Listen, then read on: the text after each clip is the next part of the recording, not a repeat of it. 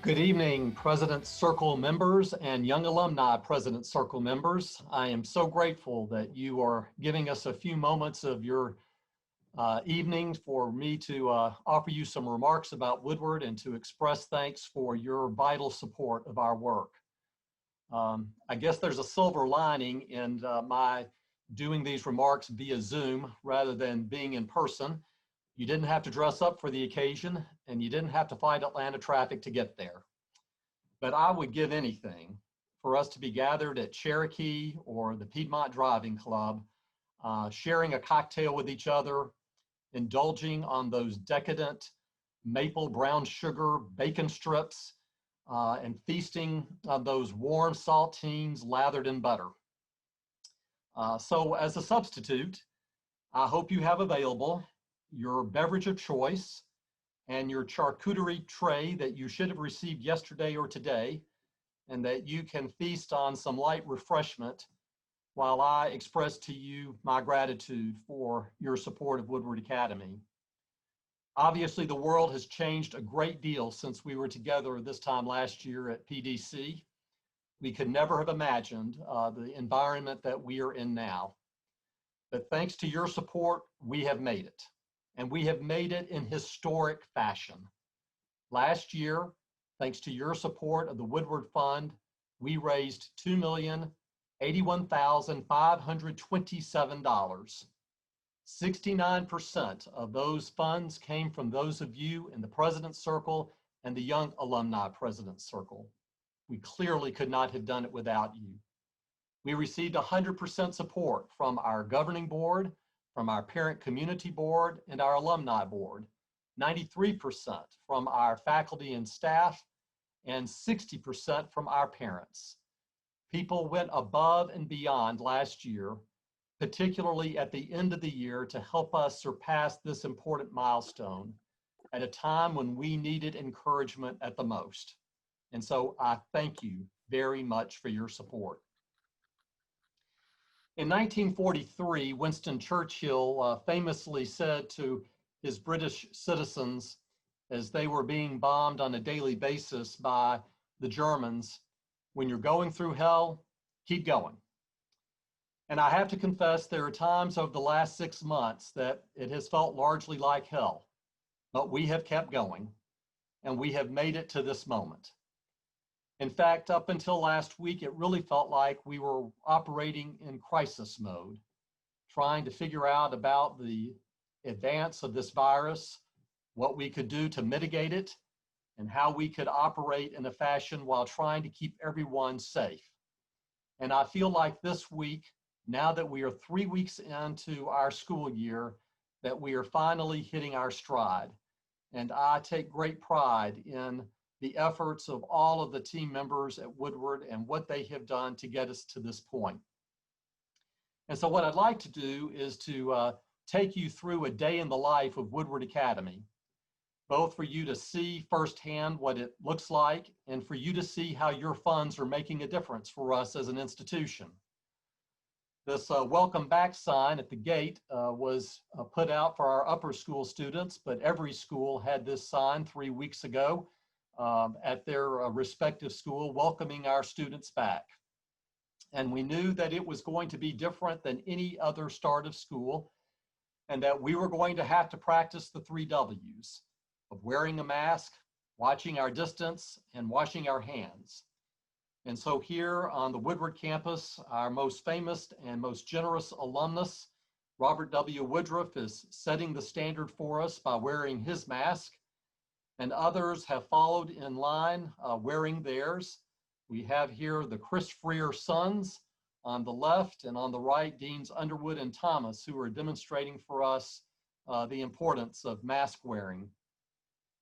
We also have the newly wedded Chris and Malia Myers, physically distant 6 feet.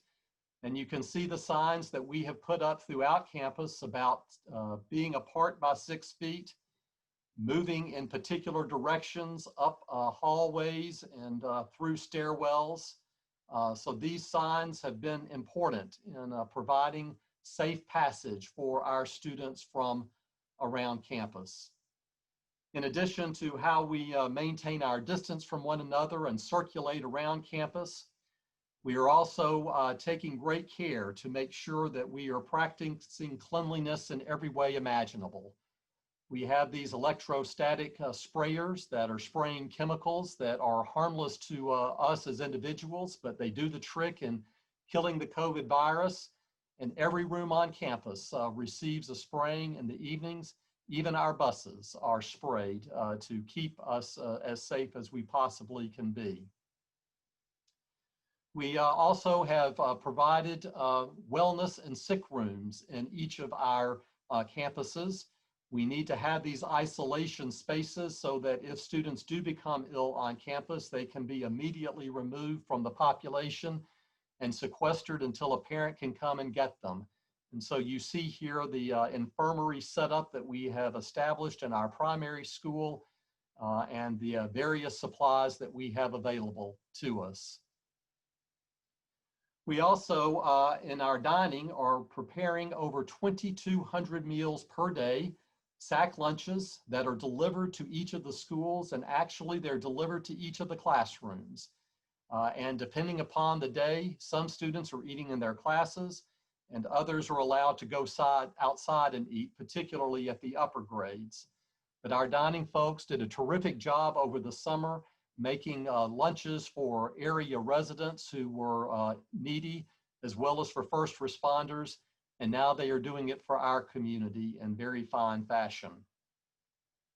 And our bus company is continuing to operate. We've only had 15 students maximum riding MARTA, but we have a ridership of about 250 students who are coming to school by bus each day using the Delta 60 model, meaning that we are following Delta Airlines. We're keeping a space in between passengers on the bus, and we have no more than 60% occupancy while people ride the bus wearing a mask. We will lose money on our bus company this year, but the buses continue to be important in transporting students to school, and they continue to be a great source of advertisement for us on campus. From an academic perspective, you see here the classroom of Mark Carrington, who is a faculty member in the upper school. He teaches chemistry, and he is using the OWL 360 camera that enables the faculty member to teach to students remotely and in class.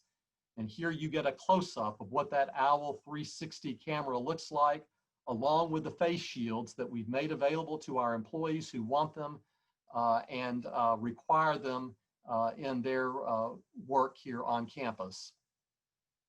This OWL 360 has been put to use in each of our classrooms. Miss Ann Edmondson in the primary school here is teaching music to her students, both remotely and in person.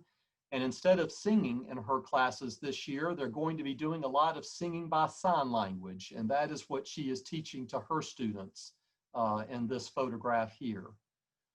We have outside of our Richardson Hall, we're fortunate to have cover there that will allow our band students to perform during the day and to rehearse afterwards. You see here the students who are in the marching band who are rehearsing and will be doing their first event with our first home football game on September the 18th when we play Marist. I have to confess that I have come to learn the fight song quite well. Richardson is right next to my office, as many of you may be aware.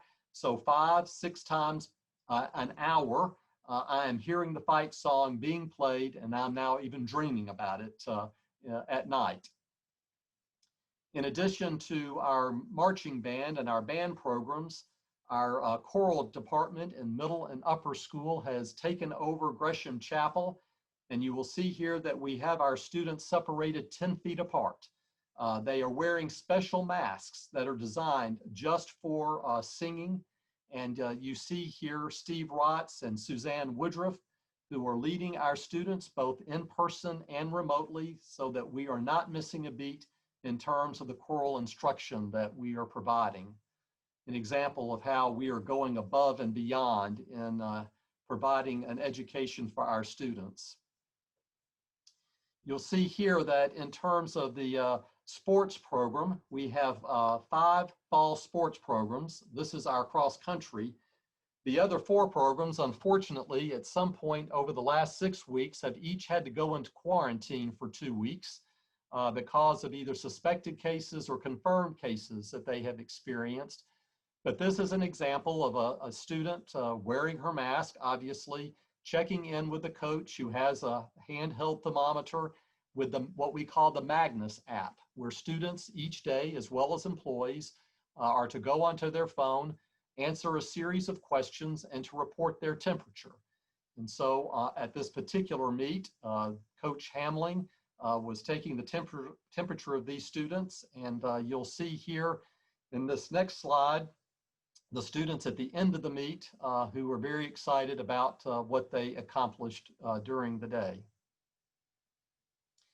And we have even had a Spirit Day already for our younger students, and these are students who are studying remotely. Out of our 2,427 students this year, we have a third of those, nearly a third, who are studying remotely with us. And so these young students put on their Woodward t-shirts and were showing their War Eagle pride in these photographs. And because of you and the Woodward Fund, we were able to install badly needed playground equipment at the primary school that was upgraded. And so you see here students who are outside. They don't have to wear their masks if they are outdoors and apart. But thanks to you, we were able to provide this $120,000 worth of equipment for the primary school and for playground equipment for our students there. I want to tell you the story here of Madeline Flanoy, who teaches 2nd grade in the primary school. This is a copy or a photograph of her classroom. At the beginning of the school year, she had to be quarantined because of a suspected exposure she had to someone in her family who had COVID-19. The very first week of school, there was at her home a thunderstorm that took out her internet connection the next morning, and she had plans to teach her classes remotely. She was going to connect with her remote students remotely as well as her in-class students remotely, but she couldn't do it. So rather than call in and say, send a substitute, she drove to campus, found a parking space in the parking lot at the primary school where she could get internet access, and she taught her classes from her automobile remotely. An example of a teacher who has gone above and beyond in supporting her students. We have also tried to make it possible for our graduating seniors who have not had the start to the year that they had anticipated, a chance to gather in the evening for a Screen on the Green experience. This occurred over this past weekend at the parade field, where they watched Superman together, 6 feet apart, wearing their masks. And thanks to the work of our alumni office, and in part in response to matters that we have been dealing with related to diversity, equity, and inclusion, we have had our first meeting of a Black Alumni Association. And this is the photograph of their Zoom meeting that took place less than a month ago. And we're grateful for their support of Woodward and for what they are doing to help provide guidance for us as we navigate the pandemic of racial injustice. So we know that we have also had to talk to our students about racial injustice, and this is a photograph of me addressing the students on their very first day back on campus and together remotely. And because we could not gather as one, I videotaped and addressed to them to acknowledge the challenges over the summer, the examples of racial discrimination that had been communicated to us, some 600 examples that had been shared through the Black at Woodward Instagram account, as well as our own Google form and a signed petition. And I wanted to acknowledge to the students that we were taking very seriously what we were hearing, and also encouraging them to be very careful about how they communicate with each other over social media, knowing that the social media record becomes public and permanent, and can be a challenge for them, not only in their time at Woodward, but especially in college and beyond. So as we are thinking about the year ahead, the year we're in, a lot of what I have showed you are things that we have not budgeted for. And so this year we have another $2 million goal for the Woodward Fund, and we're going to need the support of this critical body of individuals, particularly those of you who are in the President's Circle, to please step up again and support us. We have tried to increase donor interest in support of the fund by expanding the opportunities for designating of funds from excellence, character, and opportunity to these 10 areas where you might direct your support. So when we reach out in the following days to ask you to consider stepping up again with a pledge of support to the Academy, I hope that you will think seriously about it and identify one of these 10 categories for support of the school. So we are at an historic moment here. While I feel very good about having established our stride, I'm very mindful that over our 120-year history, we have experienced a lot as an institution. We have survived every war that has been fought since then, a Great Depression and the Great Recession. But there is not a corollary that I can think of that quite equals what we are going through right now. Perhaps the pandemic of 1918 was an example of that, but our historical record is scant about what happened during that time. What we do know is that Colonel Woodward was fastidious about cleanliness. And no doubt he brought to bear his concern for cleanliness at the institution. And we know that whatever steps he took during those days and years, that the Academy survived because we are here today. And I would welcome having more information about what happened during that time, but we don't know. So if I were to really point to anything else in our history that I think would be a corollary, it would be the early to mid 1960s when Colonel or Captain William R. Brewster was the president of Woodward. He inherited the institution at a time when it was Georgia Military Academy, and he was quite aware that military education was falling out of favor and that Woodward's fortunes depended upon a radical change in its mission at that time. And so he made the decision, over the objection of many, his father included, to shift the school from its commitment to military education in favor of college preparation. And not only that, but to embrace diversity in our educational experience. We added women in the mid-1960s, and by 1971, we admitted our first Black students. So while many independent schools locally and around the country have as their origin a desire to continue segregationist tendencies that existed in the 60s and 70s, we can be proud of our history that we, especially in the 60s, when Captain Brewster made this most consequential decision, that we demonstrated that we were going to be a different kind of institution for Atlanta. And it feels to me that we are at another consequential moment. While we're not having to rethink education so radically in the sense of what Captain Brewster had to decide, we are not able to do education in the way that it has been done the last 120 years, in person, in community, in a way that we're not having to wear masks and not able to gather with one another and have deep, important conversations around challenging and difficult issues. And so I'm committed that as we navigate this year ahead, we will be thinking clearly and carefully about what is being asked of us at this moment. As we lead Woodward through this time, what do we want to look like on the other side of this? We know the pandemic is going to pass, but when that will happen is not exactly clear to us at this moment. But I do think we are learning things now that will help us as we navigate these challenging waters. We are learning that technology can be our friend in education.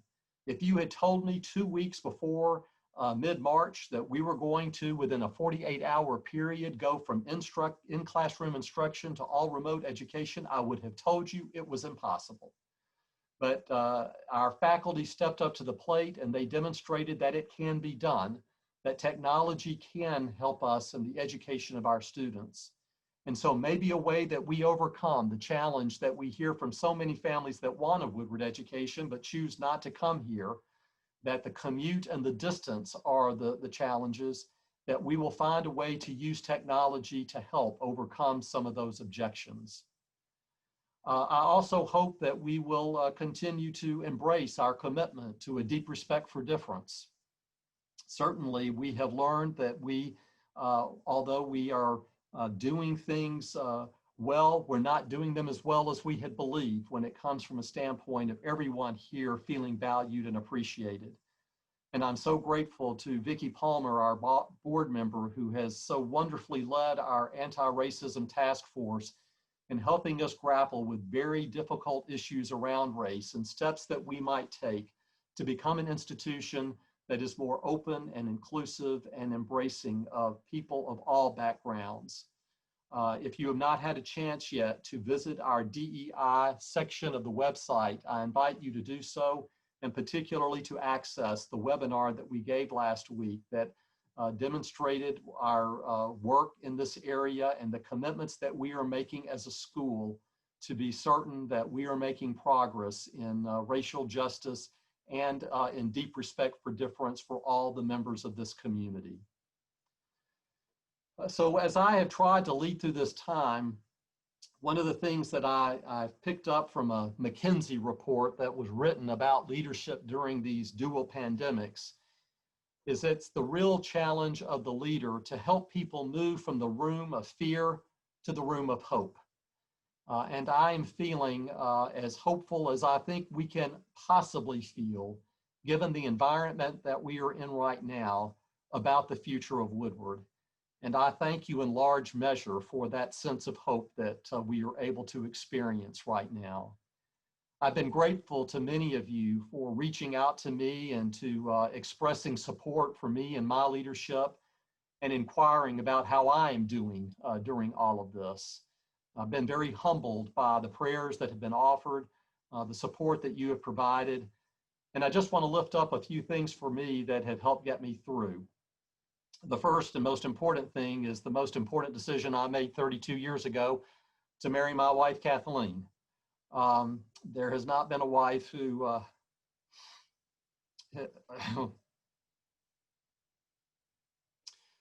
there's not been a wife who has had to endure the emotional absence of her husband in quite the way that she has, but I'm grateful for the sacrifice and support she's provided for me. The second and equally emotional thing for me is that I have been blessed to have a great team of folks at Woodward.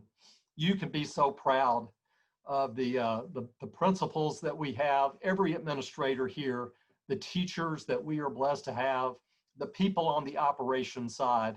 They have just stepped up to the plate and done work that is absolutely remarkable. I don't know of another institution that could be more blessed with the employee base that we have. I have said many a time that Woodward has wonderful staying power with its employees, and with all that they have had to endure over these last months and will continue to endure, I pray that they will continue to feel that we have put their health and safety as the top priority, while you have helped us to assure that we will achieve the financial stability of this institution. A third thing that has helped me manage is our governing board. Our governing board has just been wonderful in how they have helped support us in both of these pandemics. I especially want to express my appreciation to our board chair, Bobby Bowers, and our vice chair, Javier Duralde, who have given untold hours since March in working with me and the leadership team in helping us get through to this time. These men, along with all of the people on the governing board, are being put into their areas of discomfort and lack of comfort. We are learning things about ourselves, not just about Woodward, but about who we are as people and how we are responding particularly to the pandemic of racial injustice.